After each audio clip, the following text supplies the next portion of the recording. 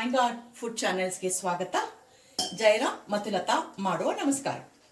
ಇವತ್ತು ನಾನು ಐಂಗಾರ್ ಶೈಲಿಯಲ್ಲಿ ಅಂದರೆ ಸಾಂಪ್ರದಾಯಿಕವಾಗಿ ಚಟ್ನಿ ಪುಡಿ ಹೇಗೆ ಮಾಡೋದು, ಕಡಲೆಬೇಳೆ ಉದ್ದಿನಬೇಳೆ ಉಪಯೋಗಿಸಿ ಅಂತ ಮಾಡೋದು ತೋರಿಸ್ತೀನಿ. ಮಾಡ್ತಾ ನಿಮಗೆ ಅಳತೆನೂ ಹೇಳ್ತಾ ಹೋಗ್ತೀನಿ. ಈಗ ನಾನು ಒಲೆ ಹಚ್ಚಿದ್ದೆ, ಬಾಣಲೆ ಬಿಸಿಯಾಗಿತ್ತು. ಡ್ರೈ ರೋಸ್ಟ್ 1 ಪಾವಷ್ಟು, ಇದರಲ್ಲಿ ಒಂದು ಪಾವಷ್ಟು ಕಡಲೆಬೇಳೆ ತಗೊಂಡು ಕಡಿಮೆ ಉಡಿನಲ್ಲಿ ಇಟ್ಕೊಂಡು ಡ್ರೈ ರೋಸ್ಟು ಮಾಡ್ಕೊತಾ ಇದ್ದೀನಿ. ಈ ಕಡಲೆಬೇಳೆ ಹಗುರವಾಗಿ ಬರಬೇಕು, ಕೈಗೆ ಹಿಂಗೆ ಬಾಡ್ತಾ ಇರಬೇಕಾದ್ರೆ ಹಗುರ ಅನ್ನಿಸ್ಬೇಕು, ಮತ್ತು ಬಣ್ಣ ಬದಲಾಗಬೇಕು, ಮತ್ತು ಒಳ್ಳೆ ಘಮ ಅನ್ನಬೇಕು. ಅಷ್ಟುವರೆಗೂ ಇದನ್ನು ಹುರ್ಕೊಳ್ಳೋಣ. ಕಡಲೆಬೇಳೆ ಚೆನ್ನಾಗಿ ಹುರಿದಿದೆ, ಬಣ್ಣನೂ ಬದಲಾಗಿದೆ, ಹುರಿದಿರೋ ಘಮ ಬರ್ತಾ ಇದೆ. ಇವಾಗ ಇದನ್ನು ತೆಗೆದು ನಾವು ಬೇರೆ ಒಂದು ಬೇಸನ್ಗೆ ಹಾಕೋಬೇಕು. ಈಗ ಇದೇ ಬಾಣಲೆಗೆ 3/4 ಪಾವಷ್ಟು ಉದ್ದಿನಬೇಳೆ ತೊಗೊಂಡಿದ್ದೀನಿ. 3/4 ಪಾವಷ್ಟು ಉದ್ದಿನಬೇಳೆನೂ ಡ್ರೈ ರೋಸ್ಟ್ ಮಾಡ್ಕೊತಾ ಇದ್ದೀನಿ ಸಣ್ಣ ಊರಿನಲ್ಲೇ.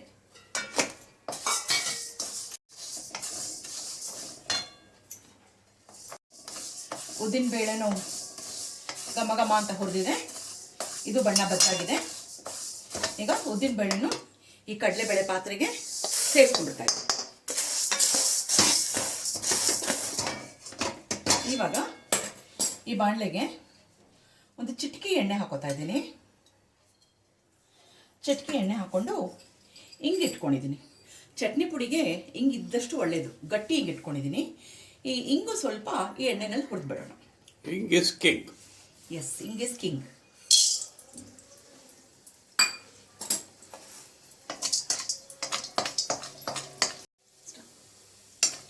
ಹಿಂಗಾಗಿದೆ. ಈಗ ಹಿಂಗನು ಇದೇ ಪಾತ್ರೆಗೆ ಹಾಕೋತಾ ಇದ್ದೀನಿ.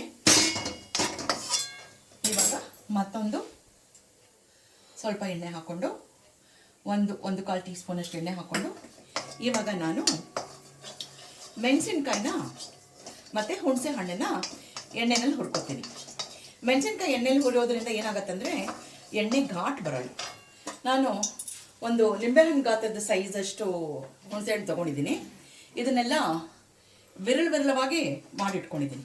ಹೀಗೆ ಬಿಡಿಸಿಟ್ಕೊಂಡಿದ್ದೀನಿ, ಬಿಡಿಸ್ಕೊಂಡು ಕ್ಲೀನ್ ಮಾಡಿ ಇಟ್ಕೊಂಡಿದ್ದೀನಿ. ಇದನ್ನು ಇವಾಗ ಈ ಹುಣಸೆ ಹಣ್ಣನ್ನು ಇದಕ್ಕೆ ಹಾಕೊಂಡ್ಬಿಡ್ತಾ ಇದ್ದೀನಿ. ಹಾಕ್ಕೊಂಡು ಇದು ಚೆನ್ನಾಗಿ ಹುರಿಬೇಕು, ಸೀದು ಹೋಗಬಾರ್ದು, ಸೀದು ಕರ್ರಗಾಗಬಾರ್ದು. ಸೀದು ಹೋಗಿ ಕರ್ರಗಾಗೋದ್ರೆ ಅದು ಚಟ್ನಿ ಪುಡಿ ಟೇಸ್ಟು ಕೆಟ್ಟು ಹೋಗುತ್ತೆ. ಹುಣಸೆ ಹಣ್ಣು ಚೆನ್ನಾಗಿ ಹುರಿದಿದೆ. ಇವಾಗ ಈ ಹುಣಸೆ ಹಣ್ಣನ್ನು ತೆಗೆದು ನಾನು ಇದೇ ಬೇಸನ್ಗೆ ಹಾಕೊಂಡ್ಬಿಡ್ತಾ ಇದ್ದೀನಿ.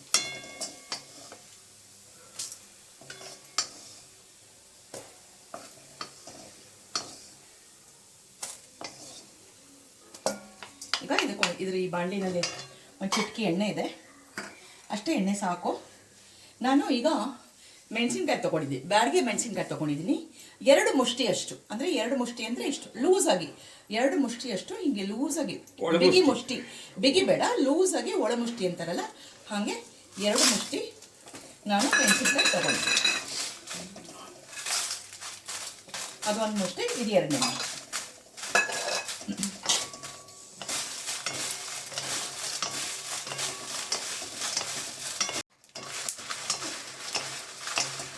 ಚೆನ್ನಾಗಿ ಹುರಿದಿದೆ ಮೆಣಸಿನ್ಕಾಯಿ. ಈಗ ಇದನ್ನು ಅದೇ ಬೇಸನಿಗೆ ಬಗ್ಗಿಸ್ಕೊಂಡ್ಬಿಡ್ತಾ ಇದ್ದೀನಿ.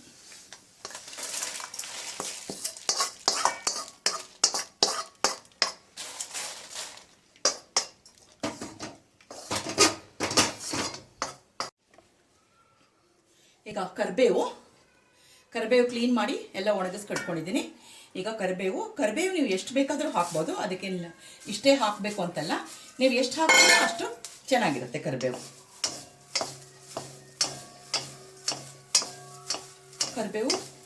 ಚೆನ್ನಾಗಿ ಹುರ್ಕೋಬೇಕು, ಡ್ರೈ ಆಗಿರಬೇಕು.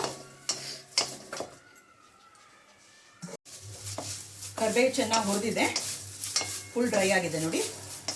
ಈಗ ಇದನ್ನು ಕೂಡ ಬೇಸನ್ಗೆ ಹಾಕೋತೀನಿ. ಆದರೆ ಇನ್ನೊಂದು ಬೇಸನ್ಗೆ ಹಾಕೋತಾ ಇದ್ದೀನಿ. ಅದರೊಳಗೆ ಇನ್ನೊಂದು ಚಿಕ್ಕ ಬೇಸನ್ ಇಟ್ಕೊಂಡಿದ್ದೀನಿ, ಅದಕ್ಕೆ ಹಾಕಿದ್ದೀನಿ, ಸೆಪ್ರೇಟಾಗಿ ಇಟ್ಕೊಂಡಿದ್ದೆ. ಇದಕ್ಕೆ ಹಾಕೋತೀನಿ. ಈಗ ಕಡೆಯದಾಗಿ ಕೊಬ್ಬರಿ ಹುರ್ಕೋಬೇಕು.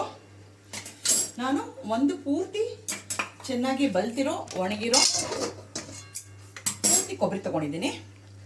ಒಂದು ಪೂರ್ತಿ ಕೊಬ್ಬರಿ ಗಿಟಕ ತುರಿದಿಟ್ಕೊಂಡಿದ್ದೀನಿ, ಅದನ್ನು ಹುರ್ಕೋತಾ ಇದ್ದೀನಿ. ಇದು ಒಂದು ಸ್ವಲ್ಪ ಹುರಿಬೇಕು, ಕೊಬ್ಬರಿ ಬೇಗ ಹುರಿದೋಗುತ್ತೆ. ಸ್ವಲ್ಪ ಹುರಿದ್ಬಿಟ್ಟು ಬಣ್ಣ ಬದಲಾದರೆ ಇದ್ರ ಜೊತೆಗೆ ಸೇರಿಸ್ಕೊಂಡ್ಬಿಡೋದು.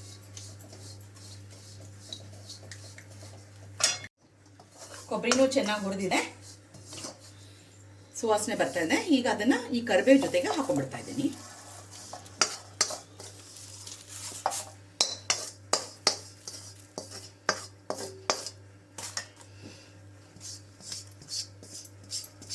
ಹಾಕೊಂಡ್ಬಿಡೋಣ.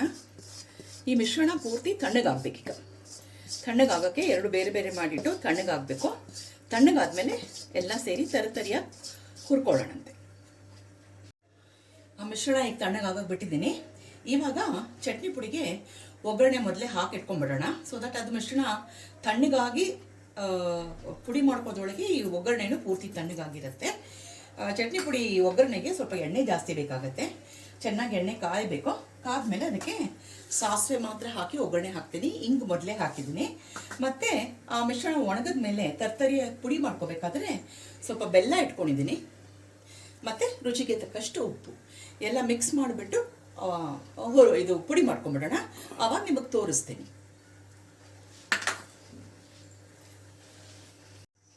ಎಣ್ಣೆ ಕಾದಿದೆ, ಸ್ವಲ್ಪ ಸಾಸಿವೆನೂ ಜಾಸ್ತಿ ಬೇಕು. ಸಾಸಿವೆ ಹಾಕಿ ಒಗ್ಗರಣೆ ಮಾಡಿ ಇಟ್ಕೊಂಬಿಡೋಣ.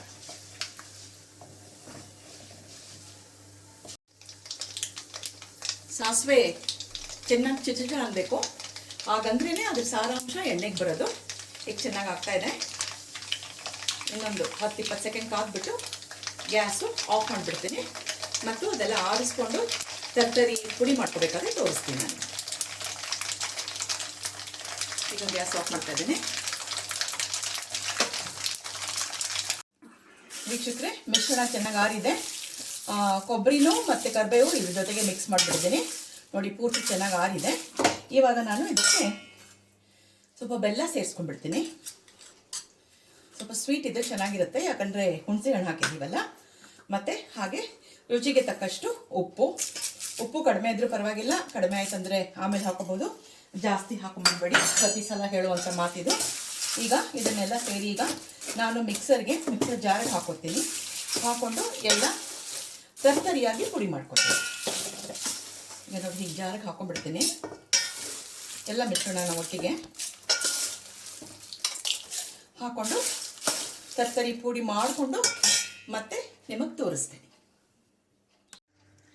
ಆರಿದ ಮಿಶ್ರಣನ ಮಿಕ್ಸರಲ್ಲಿ ಹಾಕಿ ಪುಡಿ ಮಾಡ್ಕೊಂಡಿದ್ದೀನಿ.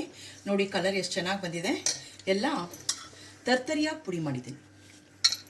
ನೋಡಿ, ಹೀಗೆ ತರ್ತರಿಯಾಗಿದೆ. ಇದನ್ನು ತುಂಬ ನುಣ್ಣಗೆ ಮಾಡ್ಕೊಂಡ್ಬಿಟ್ರೆ ಚೆನ್ನಾಗಿರಲ್ಲ, ತರ್ತರಿಯಾಗಿ ಮಾಡ್ಕೋಬೇಕು. ಇದು ನಾನು ಬರೀ ಬ್ಯಾಡಿಗೆ ಮೆಣಸಿನ್ಕಾಯಿ ಹಾಕಿರೋದ್ರಿಂದ ಕಲರ್ ಹೀಗೆ ಬಂದಿದೆ. ಕಲರ್ ಚೆನ್ನಾಗಿ ಬಂದಿದೆ. ಖಾರ ಬೇಕಾದರೆ ಗುಂಟೂರು ಮೆಣಸಿನ್ಕಾಯಿ ಹಾಕೋಬೋದು. ನಾವು ಜಾಸ್ತಿ ಖಾರ ತಿನ್ನಲ್ಲ ನಾವು, ಹಾಗಾಗಿ ಬರೀ ಬ್ಯಾಡಿಗೆ ಹಾಕಿದ್ದೀನಿ. ಹಾಂ, ಮೀಡಿಯಮ್ ಖಾರ. ಇದು ಬ್ಯಾಡಿಗಿನಲ್ಲೂ ನಿಮಗೆ ಖಾರ ಬರುತ್ತೆ, ಇಲ್ಲ ಅಂತಿಲ್ಲ. ಕಲರು ಬರುತ್ತೆ, ಖಾರನೂ ಬರುತ್ತೆ. ಬಟ್ ಗುಂಟೂರಲ್ಲಿ ತೀಕ್ಷ್ಣವಾಗಿರುತ್ತೆ ಖಾರ. ಓಕೆನಾ? ಈಗ ನಾನು ಒಗ್ಗರಣೆ ಮಾಡಿಟ್ಕೊಂಡಿದ್ನಲ್ಲ, ಆ ಒಗ್ಗರಣೆನೂ ಚೆನ್ನಾಗಿ ಆರಿದೆ. ಇವಾಗ ಈ ಒಗ್ಗರಣೆನ ಇದಕ್ಕೆ ಹಾಕ್ಬಿಡೋಣಂತೆ. ಇವಾಗ ಬರೀ ಸಾಸಿವೆ, ಎಣ್ಣೆ ಇಷ್ಟು ಬೇಕಿದ್ದಕ್ಕೆ. ಈ ಎಣ್ಣೆ ಊರ್ಕೊಂಡ್ಮೇಲೆ, ಒಗ್ಗರಣೆ ಊರ್ಕೊಂಡ್ಮೇಲೆ ಇನ್ನೂ ಕಲರ್ ಚೆನ್ನಾಗಾಗತ್ತೆ. ಇದಕ್ಕೆ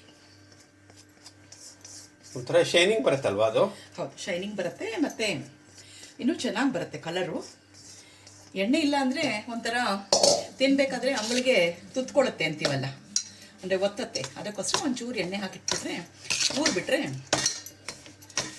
ಚೆನ್ನಾಗಿರುತ್ತೆ.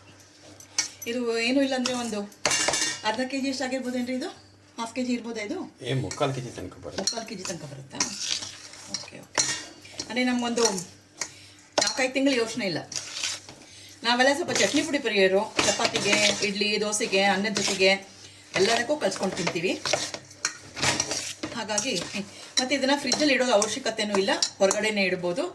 ಈಗ ನೋಡಿ, ಎಣ್ಣೆ ಹಾಕಿರೋದ್ರಿಂದ ನಿಮಗೆ ಹೀಗೆ ಅನ್ನಿಸ್ತಾ ಇದೆ. ಒಂದು ಸ್ವಲ್ಪ ಹೊತ್ತಾದಮೇಲೆ ಇದನ್ನು ಚೆನ್ನಾಗಿ ಹೀರ್ಕೊಂಡು ಎಲ್ಲ ಪೂರ್ತಿ ಉದುದ್ರಾಗತ್ತೆ.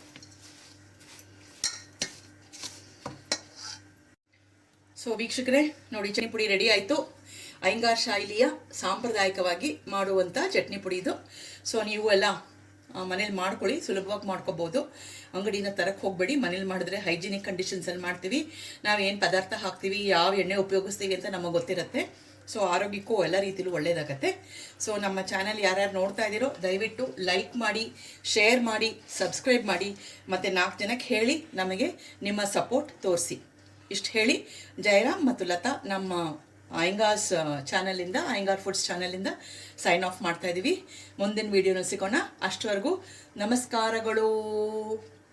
ವೀಕ್ಷಕರೇ, ನಮ್ಮದು ಒಂಚೂರು ಒಗ್ಗರಣೆ ನೀವು ಗಮನಿಸ್ತಿರ್ಬೋದು. ಇದಕ್ಕೆ ನಾವು ಗಾರ್ಲಿಕ್ ಹಾಕಿಲ್ಲ. ಅದು ಸಾಮಾನ್ಯ ಕೆಲವರು ಇಷ್ಟ ಆಯ್ತವ್ರು ಹಾಕ್ತಾರೆ. ಅಫ್ಕೋರ್ಸ್ ಅದು ಅವ್ರಿಗೆ ಬಿಟ್ಟಿದ್ದು. ಅದು ಇದನ್ನು ಮನೇಲಿ ಮಾಡಿಕೊಂಡು ಇದು ಮಾಡಿ ಎಂಜಾಯ್ ಮಾಡಿ. Quality guarantee. ಅದು ಏನೇನು ಹಾಕ್ತೀರಾ ಇಂಗ್ರೀಡಿಯೆಂಟ್ಸ್ ಅಂತ ನಿಮಗೆ ಗೊತ್ತಿರೋದ್ರಿಂದ ಚಿಕ್ಕವರು ದೊಡ್ಡವರು ಯಾರು ಬೇಕಾದ್ರೂ ತಿನ್ಬೋದು. ಏನಮ್ಮ ನಾಳೆಗೆ ಇದಕ್ಕೆ ದೋಸೆಗೆ ನೆಂಕಿರಿಯಾ? ಇಡ್ಲಿ ದೋಸೆ ನಾಳೆಗೆ. ದೋಸೆ ಇಡ್ಲಿ ದೋಸೆ, ಪುಡಿ ದೋಸೆ. ಹಾಂ, ಪುಡಿ ದೋಸೆ, ಪುಡಿ ಫ್ರೆಶ್ ಚಟ್ನಿ ಪುಡಿನಾ? ನಾಳೆ ಗೊತ್ತಿದ್ದಕ್ಕೆ ಪುಡಿ ದೋಸೆ ತಿಂಡಿ.